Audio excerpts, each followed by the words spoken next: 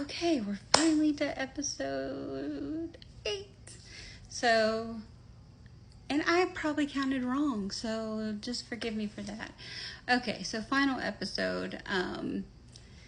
So in the last couple years of my mom, so my mother was an addict. She preferred pills, marijuana, all the things. I don't even know if I'm allowed to say that. But anyways, I did. And if I get dinged for it, anyways, we'll figure it out. But anyway, so she was an addict. And she could just never overcome it. She was kind of like my father, but she couldn't overcome it. And in 2021, she had decided that she was fully medicated and got on top of her bed and says she tried to squat something down, fell and broke her back. After she broke her back, she had to be life flighted to a hospital, and her life was never the same after that. She had to move in with me. I had to take care of her. And it's really hard, especially when you kind of carry some resentment from your childhood. But at the same time, I had to let all that go. It just wasn't healthy anymore to carry all that anger. She was my mom. I still got frustrated with her, especially with her living in my house. But in 2022, 2 days before Christmas, I walked into her house and found her passed away. She passed away, well, they say her heart stopped, but she had all her paraphernalia. All her medication was laid out, and she went the way she wanted to. So it was her choice. She was 60 years old. That's young.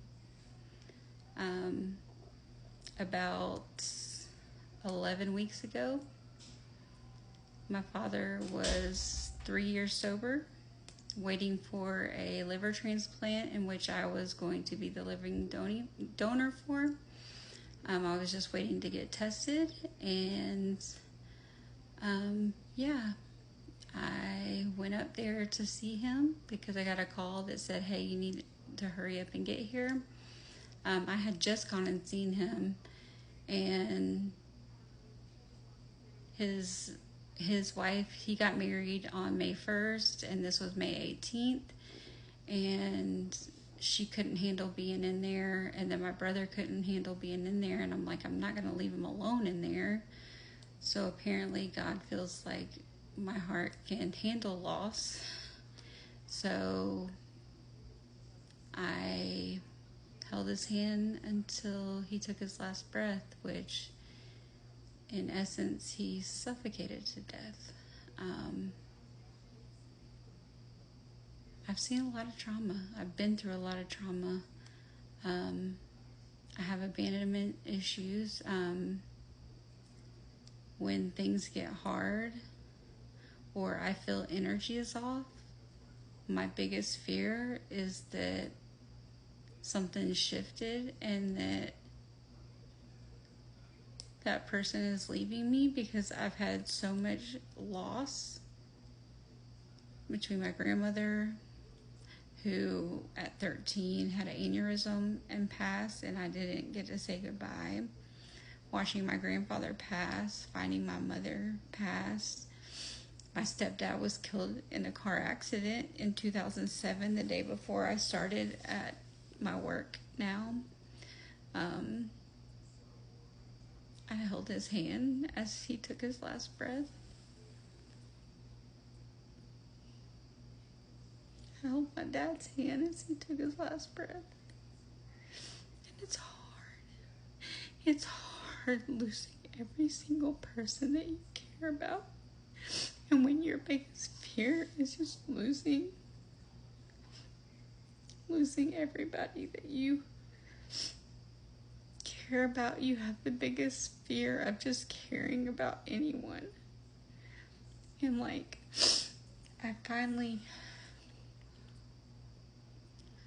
a few weeks ago, I finally kind of let down those walls, or started to let down the walls and kind of care again, because I've been numb for so long.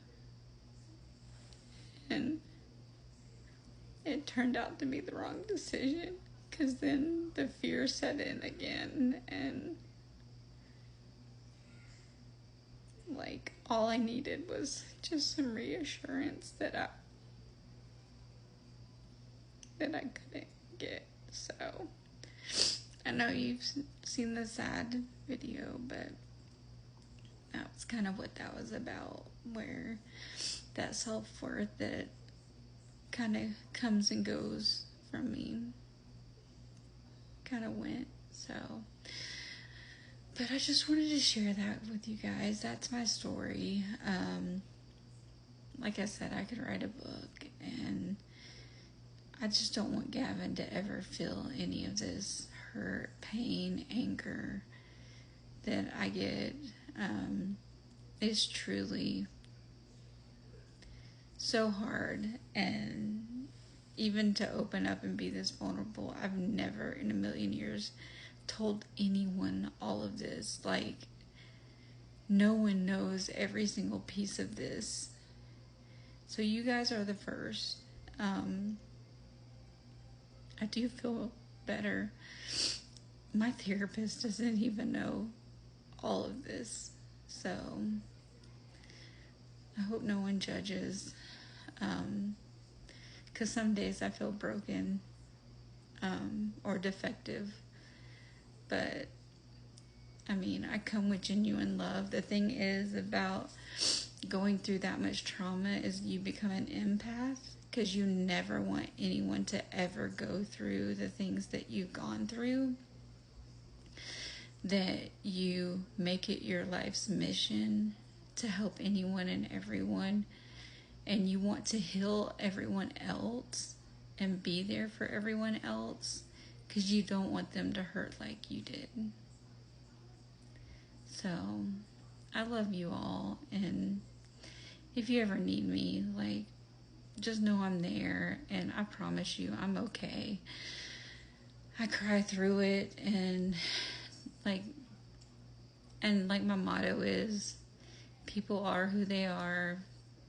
Like, you can't change them. You can't get them to understand the things you've gone through in this life, or why you react the way you do. But I mean,